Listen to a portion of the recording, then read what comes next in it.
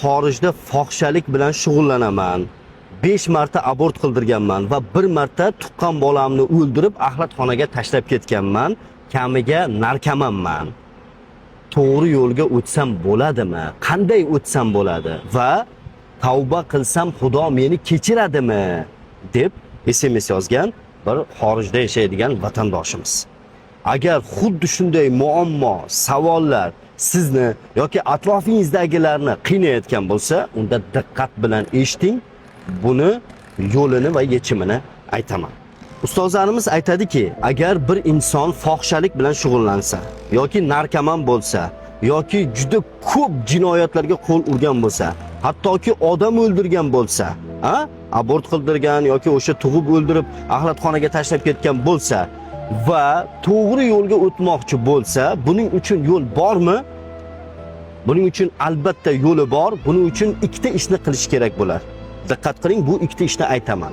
Birinchisi, har qanday jinoyat qilgan inson yer yuzini jinoyatga to'ldirib tashlagan bo'lsangiz ham, siz qilmagan gunoh, jinoyat qolmagan bo'lsa ham, zinhor noumid bo'lmang va tezda tavba qiling.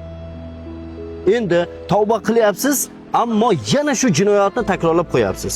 Tavba qilyapsiz, ertasi kun yolg'on gapiryapsiz. Tavba qilyapsiz, ertasi kun zino qilib qo'yapsiz. Tavba qilyapsiz, ertasi kun yana odamlarning haqqini yeyapsiz. Tavba qilyapsiz, yana pora olib yo pora berib qo'yyapsiz.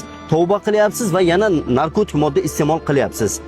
Endi demak, sizni tavbangiz to'g'ri bo'lmagan. Buning uchun nima qilish kerak desa, chin dildan tavba qilish kerak. Birinchi, bu ishga qaytmaslik kerak va ikkinchisi istig'for aytish kerak. Aksariyat inson istig'for aytayapman, natijasini bilmayman. Gunohlardan to'xtamayapman-ku deydi.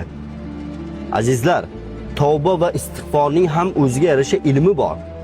Bu ilmlarni o'rganib keyin amalga oshirish kerak. Bu qanday bo'ladi? Sizga yordam beradigan yo'lni aytaman. Istig'forlarni hayotiga tatbiq qilgan va minglagan insonlarni tavbaga kelib, istig'for aytib, to'g'ri yo'lga o'tishiga sababchi bo'lgan bir inson bor. Bu ko'pchiligingiz eshitgansiz, Hasan Basri hazratlari. Shu Hasan Basri hazratlari tavba va istig'for ilmlarini jamlab kitob qilgan. Bu kitob o'zbek tiliga tarjima qilindi va kitobning nomi ham aynan Kechir Allohim kitobi. Mana shu kitobni olib o'qing. Qanday gunoh qilishingizdan qat'iy nazar shu kitobni olib o'qing. Har kunlik istig'forlarini takrorlab boring, hayotingizga tatbiq qiling. Xudo xohlasa, albatta yaratgan egam tavbalaringizni qabul qiladi va siz to'g'ri yo'lga o'tasiz. Faqat mana shu kitobni olib o'qisangiz bas.